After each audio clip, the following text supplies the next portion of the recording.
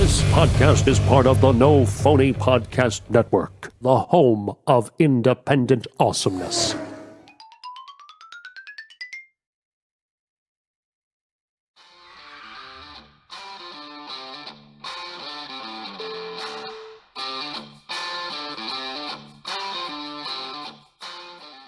All right, so we had a guest on a while ago, guys, named Jeff Dornick, and he's got a website. If you want to go check out some books, we have an official sponsor now. So go to gatekeepersonline.com/store, and you can use the code on the road at checkout. That's one word, and you can get 10% off of any book in the store. And books included right now are Social Injustice, which is a group project featuring authors such as Brannon Howells, Dr. Andy Woods, Pastor Ken Peters, Dr. Mike Spalding, and more. The book focuses on social justice from a biblical perspective. And then Dr. Mike Spalding's new book, Upside Down in America, discusses the breakdown we are seeing today and how we got here. There's a book on there by Pastor Sam Jones, Why I'm Pro-Life, breaking down the pro-life argument in a simple, straightforward way. And you can pre-order Pastor Sam Jones' book, 5 Steps to Kill a Nation. And then also you can pre-order Jeff's book, Church and State, How the Left Used the Church to Conquer America. It features authors Pastor Greg Locke, Dr. Michael Brown, Denise McAllister, J.D. Rucker, and more. So once again, that's gatekeepersonline.com/store. And you can use the code on the road at checkout for a 10% discount. So today we'll be talking to two guys that own a film company called Fatal Funnel Films. And they should be here any second. So also, I don't know if anybody saw this because Casey didn't post it on Facebook or Twitter. He did do Instagram though, but if you guys want to, message me, we are now selling under our own label, On the Road Survival Tinctures. And what we have, the product we have right now is Desert Parsley Lomatium Dissectum. I don't have any samples here. It's Lomatium Dissectum. Okay, the story behind it is this. I was in South Texas. Right when the COVID happened, I tried fleeing cities and going into a desert plain, talking, like full, what are those weeds that go like the tumbleweeds blowing by, middle of nowhere stuff. And I walks into this tavern and I met this Native American guy. He was playing guitar and he told me about this. He actually told me how he's not going to get COVID, and he's like, there's this secret remedy that we've had for hundreds of years that these Native Americans have been using. And so upon me knowing this, I'm now giving it to you guys because no one knows what the difference of, or if hydroxychloroquine works, if it doesn't work. All right, so you said this was going to be short. It hasn't been short. Our guest is now here in the waiting room. So anyone that wants to order our Lomatium Dissectum or Desert Parsley, or we have another tincture called Back to School, contact me, not Jimbo, because I'm in charge of everything. But Stop. All right, so we already did like a little intro before you guys popped on. So welcome to the show. And why don't you guys go ahead and introduce yourself and tell us why. I watched the trailer for Range Runners today. I haven't got to see the movie yet, but the trailer looks incredible. I'm going to try to watch that tonight. Oh, thank you. I'm glad you have a link. I'm Philip Plowden, director of Range Runners and co-founder of Fatal Funnel Films. And I'm Devon Colwell. I wrote Range Runners, and I am also the co-founder of Fatal Funnel Films. Go ahead, Case. I didn't watch anything. I just read some bios. First, let's say someone's busy and he's working out and working all day so hard, visiting people, playing music. What's Range Runner? What's the plot going on? What's going on? Ranges, like planes?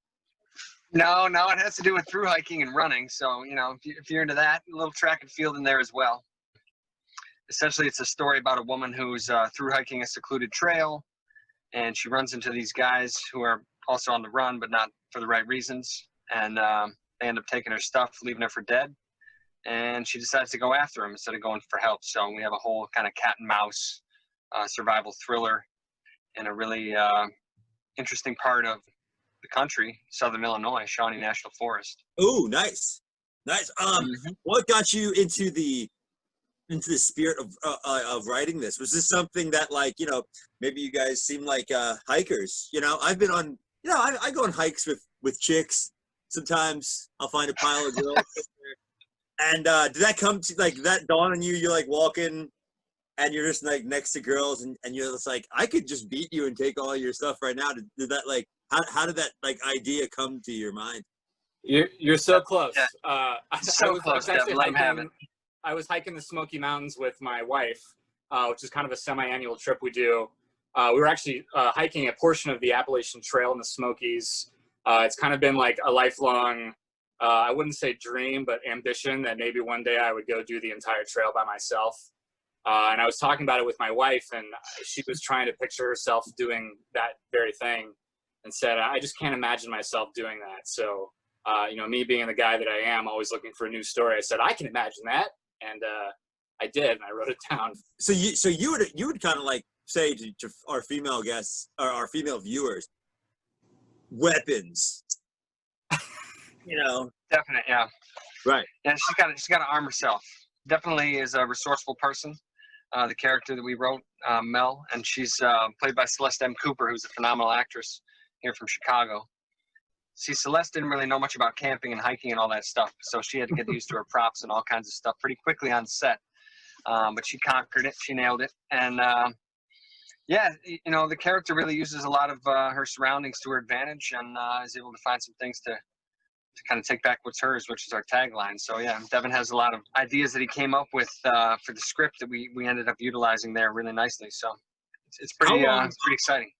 How long since you when Devon, when it came into your mind, when all these things were happening, how long did that take for you to write that out and then put it into effect, into production? What was the time span from the thought until we can watch it? Sure. Well, I think I had the idea. I was in my backyard mowing the lawn. I think within 15 minutes, I had emailed Phil with a soft pitch saying, we're looking for a movie we can do on a really small budget, isolated, very few characters. What if we just had this woman who was running a trail through the woods and a couple guys up to no good? It was within 15 minutes, I had a pretty good idea of what the story was in my head. I'd say we maybe spent, a month outlining, plotting, doing character work. The actual script, the first draft at least, took me maybe 3 weeks to write. And then rewrites were kind of happening continuously up until we started shooting, which it was about a year from the time I had the idea to the time that we were actually going down to Southern Illinois to start filming. A little over like 14 months. Yeah, we shot it in 18 days down there. Ooh, okay.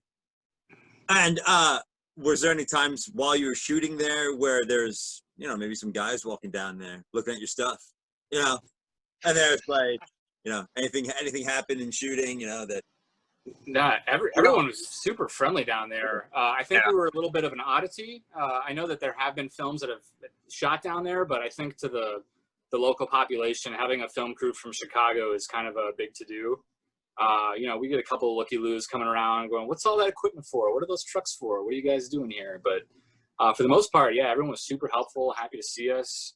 No crazy stories that I can remember of locals accosting us. No, we had the locals on our side. John Musgrave was a local historian and our location manager down there, and I'd done a movie with him in 2013 in the same region. So he was hyping us up for quite a few weeks before we were actually down there, and we used Southern Illinois' touch of nature down in Carbondale. A lot of the filming and the housing went down there. So I mean, everyone was opening up their doors. We filmed at Shawnee Canopy Tours, which is a zip lining facility for a lot of stuff. His older horse veterinarian, he retired. He got 88 acres, and he built himself a zip lining facility from scratch, and it's pretty sweet. And so we got to zip line for free, and we got to film on his property, and he's just a great dude, Mark Miles. So yeah, we had a lot of people down there that were really really friendly, really accommodating.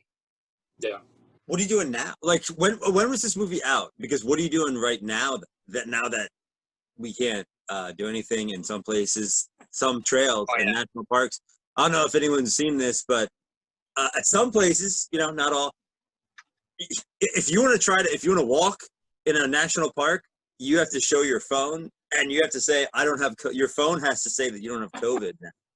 That's crazy. I mean, yeah, we're getting out and doing some walks and things like that, but I mean, we've been doing some plotting for our next film and waiting for this one to come out on September 8th. So that's going to be exciting.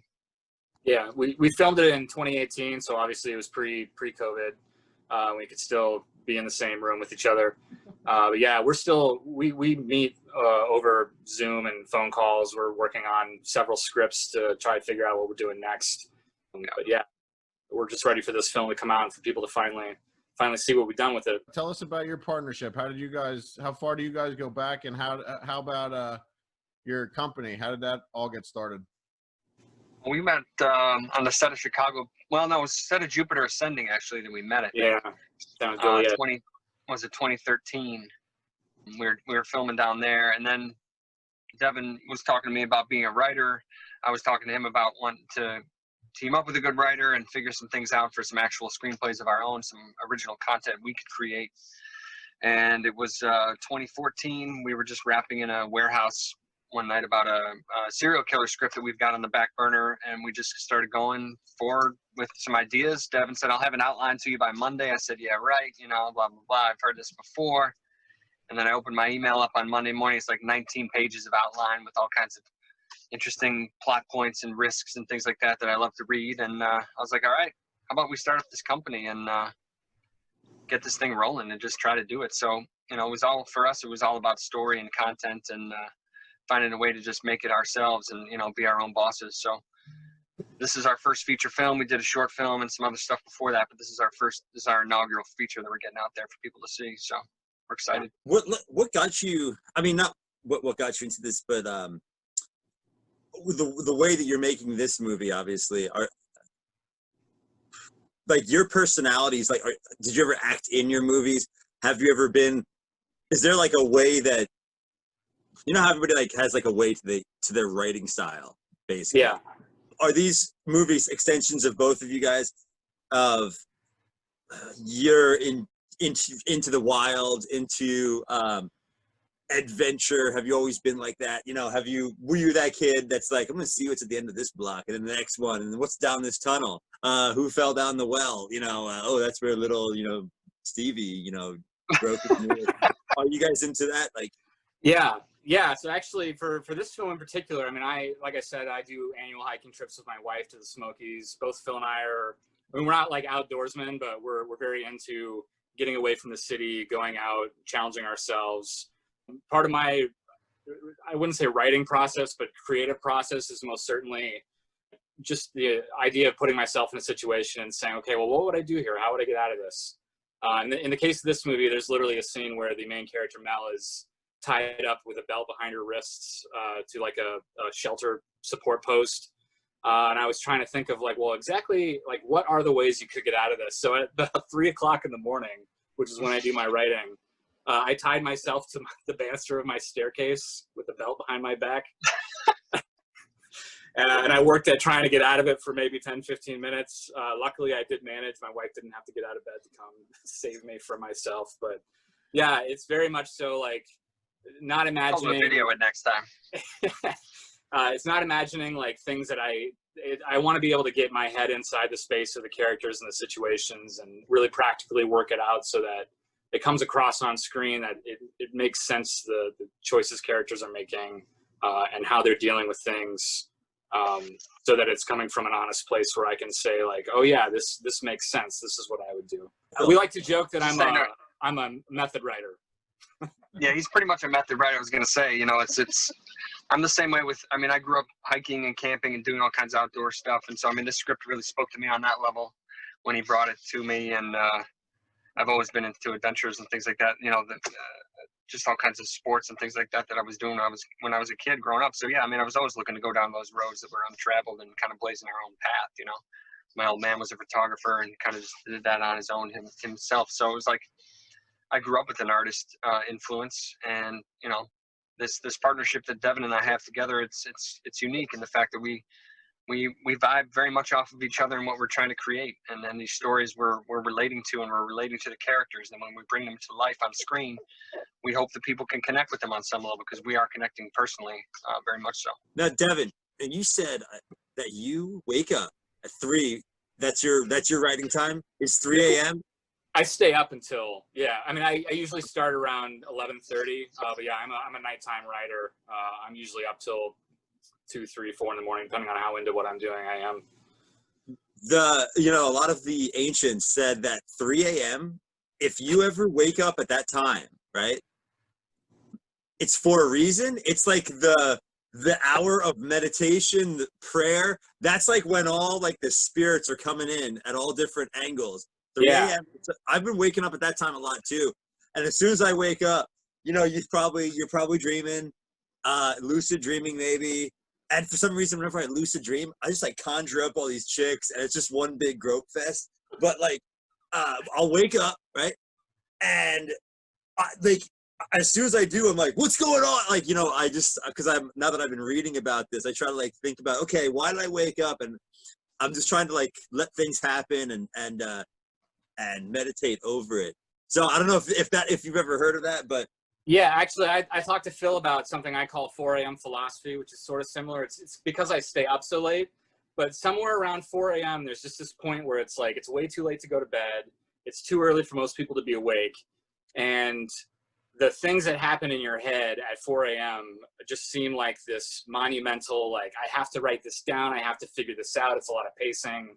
I don't know if it's just the sleep deprivation, but it feels almost like this enlightenment moment in the morning. Right.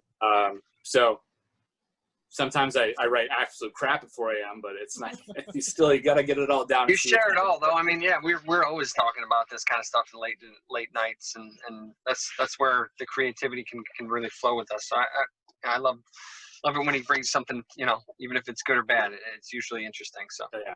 Phil, all the emails Phil ever gets from me are from like 3:30, 4 o'clock in the morning. They are. You could log them. Casey, new idea for the names for all our survival tinctures that we're trying to get. I'll talk to you at like 3, 4 a.m. Okay, because we're trying to come up with names for our supplements, and it's when the juices flow. Right. Okay. That's it, man. Okay. So what did you guys do before your partnership for Fatal? What's it called? Fatal Funnel Films. Yeah. Fatal Funnel Films. Before your partnership for that, what were you guys doing? I've been in the business for I think 2006 was my first paid gig. I mean, I've done all kinds of odd jobs in the film and TV business, basically freelance contracting, independent contracting.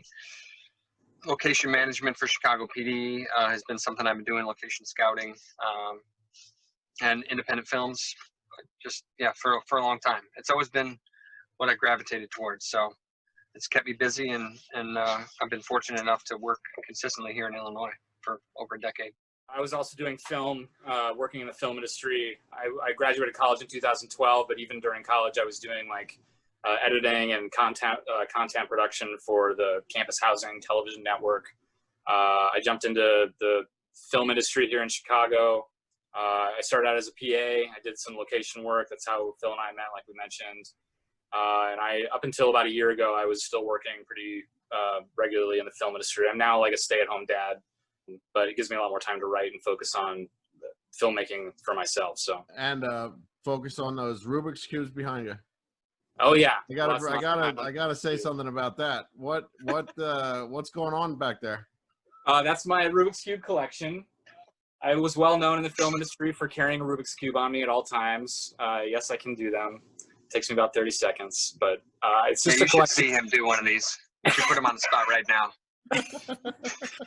For some reason, people think I love it, but people think it's a great idea to buy me Rubik's cubes as like presents, which is funny because it's like I already have one. I do it. But so it's become this collection of people just buying me crazy Rubik's cubes. There's like 5x5s and spheres and twisted cube. I don't even know how to do half them because I just focus on the 3x3. But, so yeah, over the years, it's just become like this collection. As a matter of fact, I have this was my Rubik's Cube from Range Runners. All the cast signed it. So that was the cube I was using all the time on set.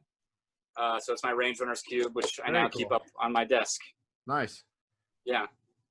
Now, can you Rubik's Cube, wait, what do they call it when you're doing a Rubik's? Okay, well, can you do the Rubik's Cube without looking?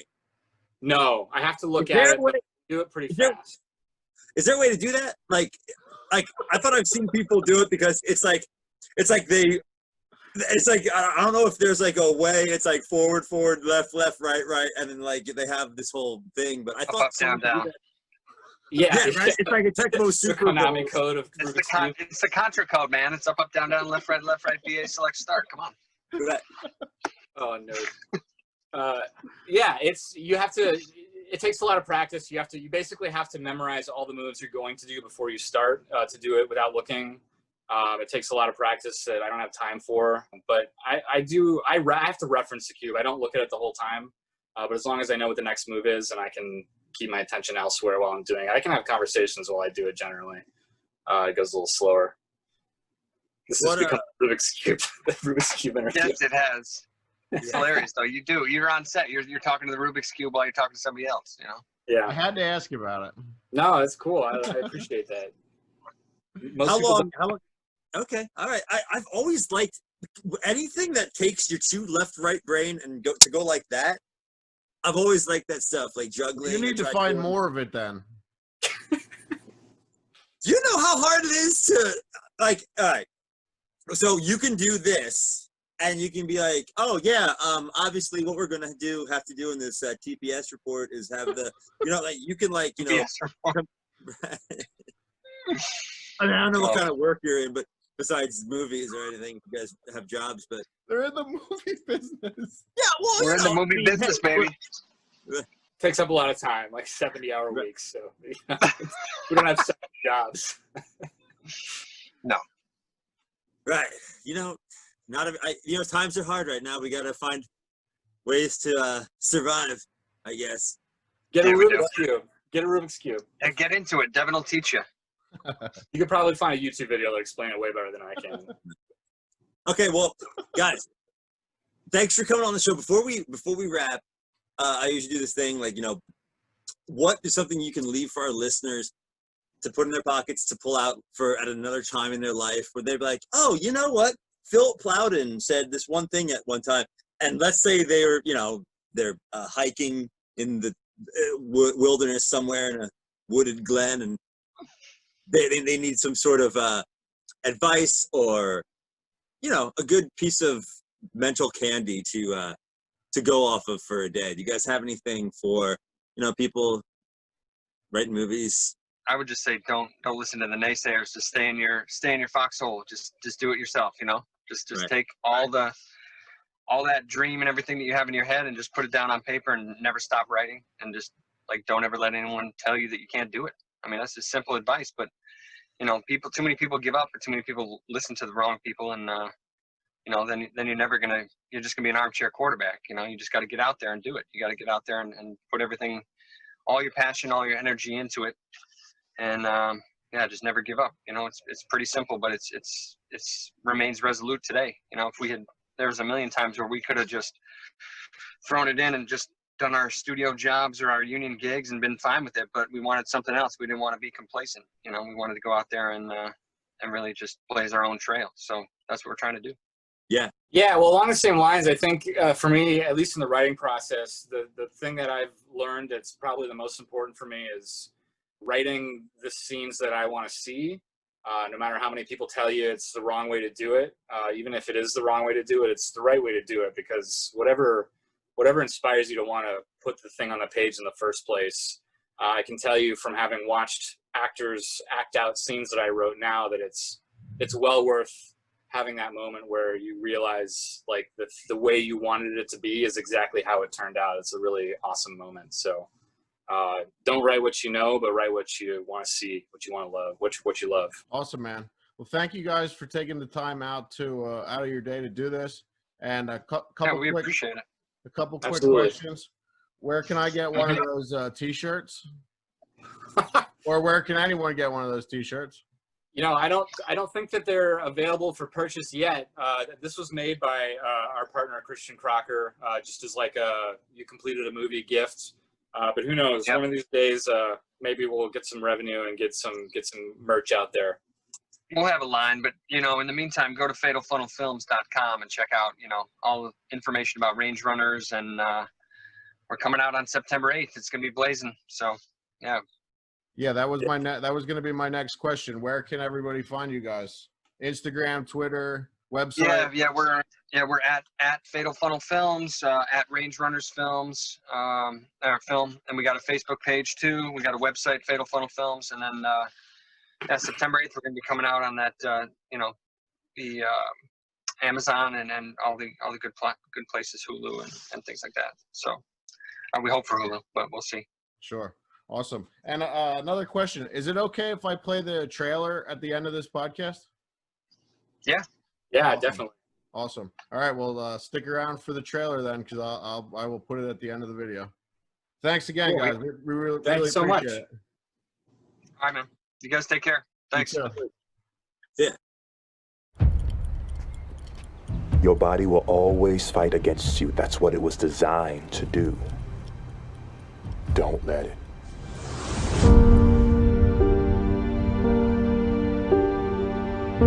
400 miles I've been following you. We've got a long way to go yet.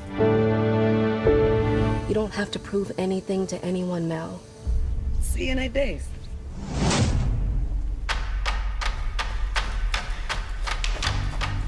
Why here? Why now? I've been trying to puzzle it out. Morning. Something wrong? So where are you off to in such a hurry? I got a lot of miles today. You want to leave? Go ahead. But we're keeping the bag.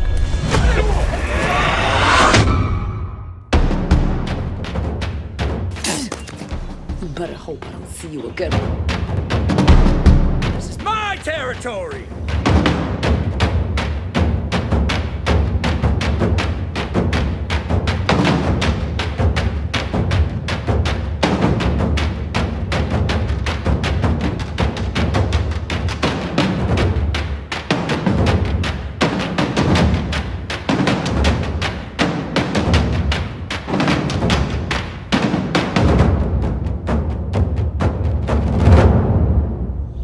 Now get up. Clock's still running.